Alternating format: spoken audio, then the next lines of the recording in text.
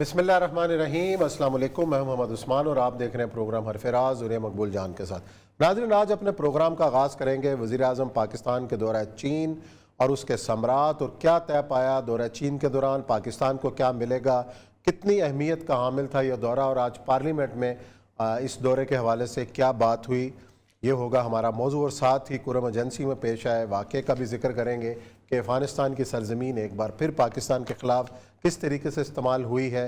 बलूचिस्तान ख़ास तौर पर दहशत गर्दी में एक बार फिर धकेला जा रहा है और आपकी ये जो लाइन है अफ़गानिस्तान के साथ बॉर्डर, इसके ऊपर भी ऐसे वाक़यात जो हैं वो दिन ब दिन बढ़ते जा रहे हैं।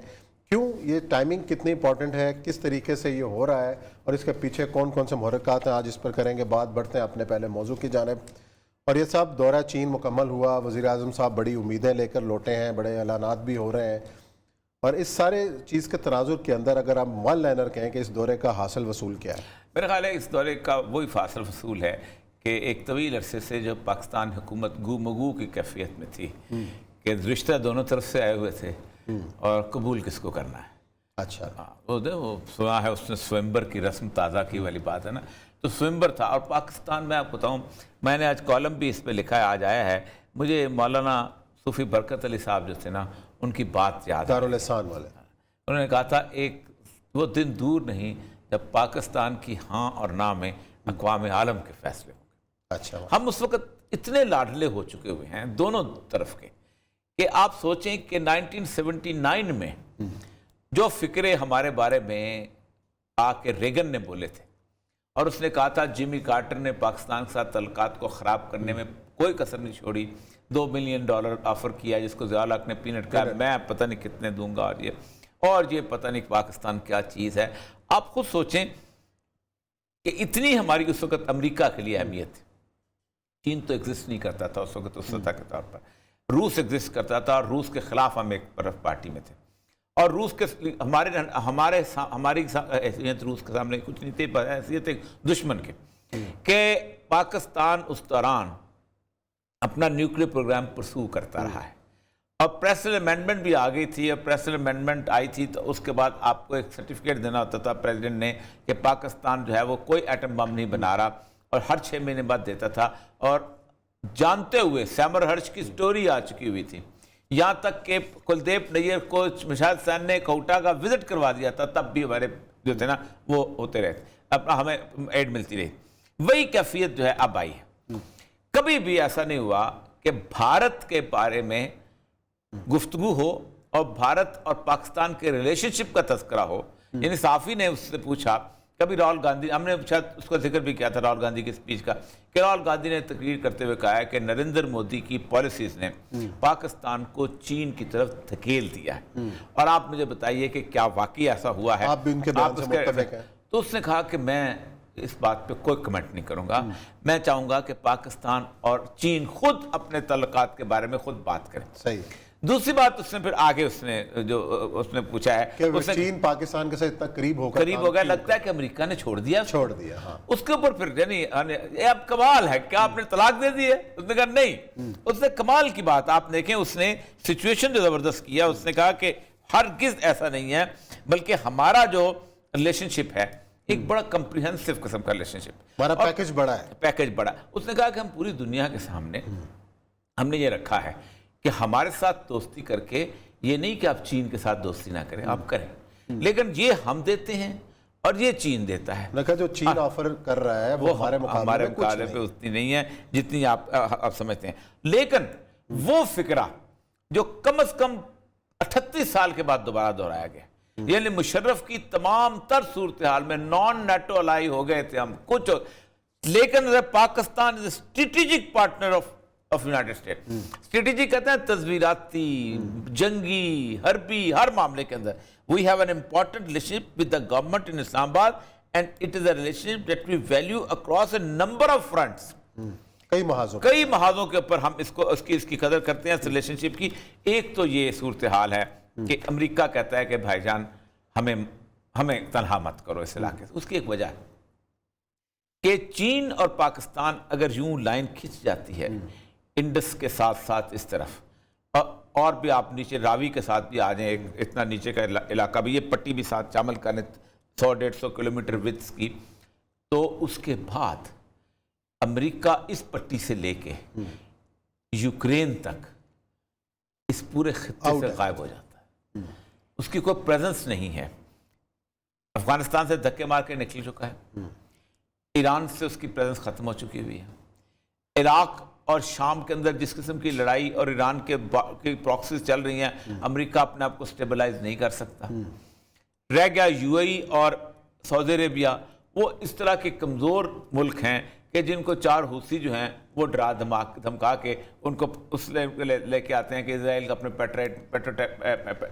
पेट्राइट मिसाइल जब भेज देता है उनको।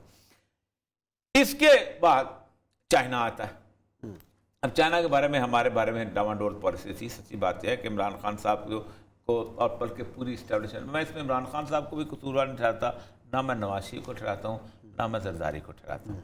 बुनियादी तौर पर पाकिस्तान की जो स्ट्रेटेजिक डिसीजंस हैं, कुछ भी कह लें आप, ये किसी इस्टेब्लिशमेंट ही लेती है। और इस्टेब्लिशमेंट ही डिसाइड करती है कि कौन सा तैयारा हमको अच्छा रहेगा, कौन सी रिलेशनशिप हमको अच्छी रहेगी। बड़ी साफ सी बात है।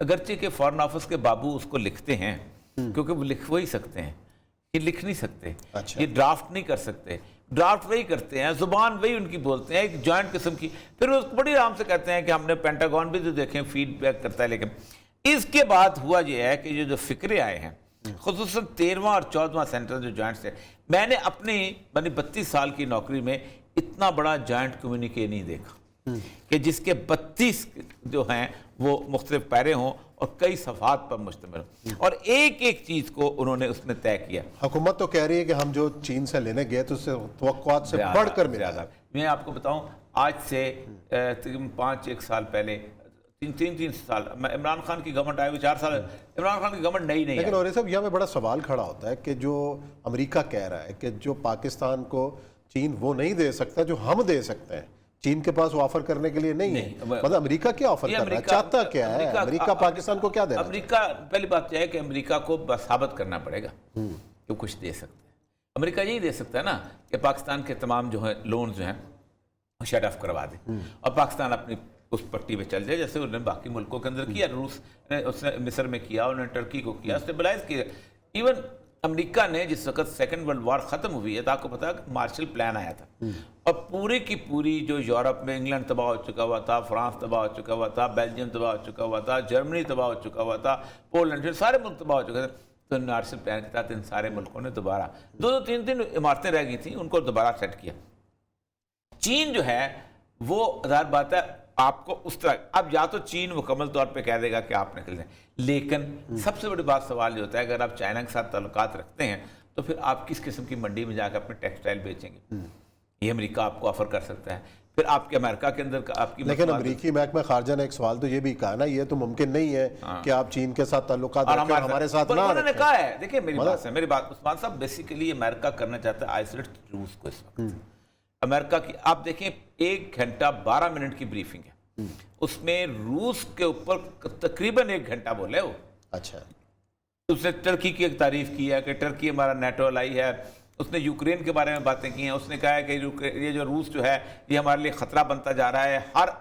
हर जो है शहर जो है यूरोप का, खा वो स्वीडन का हो, खा वो डेनमार्क का हो, खा वो फिनलैंड का हो, खा वो आइसलैंड का हो, खा वो इसका फ्रांस का हो, ये उसके निशाने पे है। और अगर एक दफ़ा वहाँ बारूद का धुआं उड़ा तो इस बारूद के धुएं में बास्फोरस भी आ जाएगा और मेडिटेरियन भी आ जाएगा और रौदबार इंग्लिस्तान भी आ जाएगी और नॉर्थ सी भी आ जाएगा। ये इतना बड़ा उनके लिए मसला है जबकि रूस का है। लेकिन चाइना जो है, अब सबसे बड़ा बात यह है कि वो कहते हैं कि चाइना के साथ लड़ाई लेने। आप देखें अमेरिका पहले भी यही उसकी पॉलिसी थी।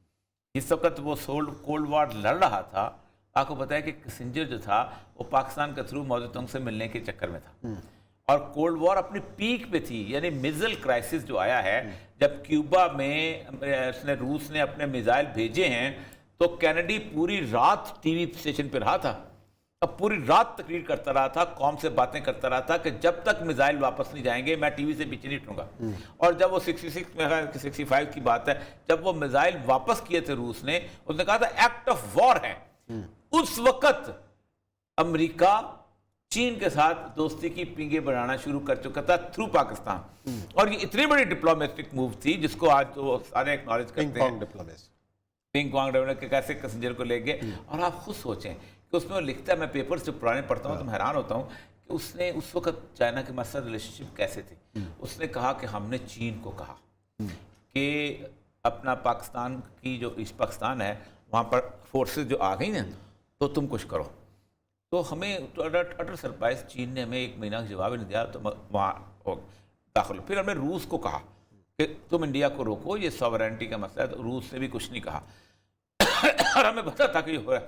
پھر وہ جب مغربی پاکستان پہ آئے تو ہم نے فیصلہ کیا کہ نہیں, اگر مغربی پاکستان میں انڈیا نے قبضہ کر لیا تو وہ لکھتا ہے ہینری اپنا کسنجر بھی لکھتا ہے اور وہ بھی لکھتا ہے نکسن بھی, تو پھر تو ہم تو نکل گئے. پھر تو انڈیا سے لے کے یوکرین تک سوویت یونین ہو جائے گا. تو پھر ہم نے انڈیا کو کہا کہ لیکن چین کا ہمارا تعلقات لیوکوام تھا. آج چین کا تعلقات کیا ہے اب سنیں. Both side express their strong determination, سخت قسم کی ڈٹرمینیشن, مضبوط قوت فیصلہ to safeguard CPEC from number 1 all threats. ابھی آپ پہ بات آئے گی. And negative propaganda. ٹھیک ہے, اس لیے ذرا سا ہوشیار. Pakistan reaffirmed its commitment to making all out effort for the security of all Chinese personnel, projects and institutions in Pakistan, and the Chinese side expressed its appreciation for the measures taken by Pakistan in this regard. اس کا مطلب یہ ہے کہ اب سی pack بن گیا آپ کا sovereignty and security and defence کا مسئلہ. اب نہ پروپیگنڈا ہوئے گا جناب, ٹھیک ہے کہ جناب یہ چینی آ گئے جو خود حکومتی پروپیگنڈا کر رہے ہوتے تھے, جو بیانات جاری کرا رہے ہوتے تھے, ایسٹ انڈیا کمپنی آ گئی اور یہ ہوگا, مہنگے داموں قرضے ہم نے لے لیے, اب ختم بند. اگلا, both sides observed that the CPEC was a win-win enterprise and pivotal for the regional prosperity. یعنی سی پیک صرف پاکستان نہیں, چین اور اس کے لیے, and enhanced connectivity as an open and inclusive initiative. Third parties were welcome to benefit from the investment opportunity in C pack.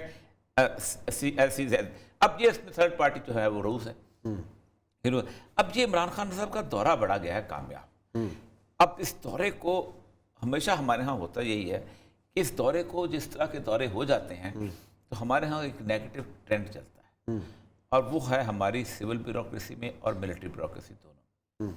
اس کی وجہ یہ ہے کہ ہر ایک کی اپنا فرنچائز ہے. اچھا. اور ہر اپنے فرنچائز کے حساب سے چلتا ہے کہ میں نے کیسے اس کو خراب کرنا ہے. یہ جب راحیل شریف کیا تھا اس زمانے میں بھی اسی طریقہ کا صورتحال پیدا ہوئی تھی. اور آپ کو شاید یاد ہوگا کہ وہ جو روڈ بننی شروع ہوئی تھی اتنی ایکٹیولی شروع ہوئی تھی, تو 50,000 کے قریب لوگ ریکروٹ ہوئے تھے, سب کچھ ہوا تھا. اور پھر اس کے بعد حسن اقبال صاحب سے پوچھیں تو کوئی جواب نہیں دیتے اس کا.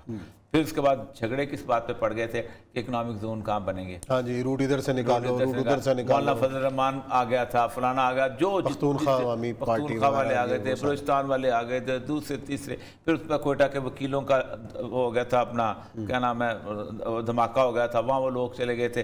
پھر گوادر میں تھوڑی سی صورت. دیکھیں بلوچستان میں چائنیز کی اس چیز کی سیکورٹی جو ہے اس کو دیکھنا کوئی مشکل کام ہی نہیں ہے.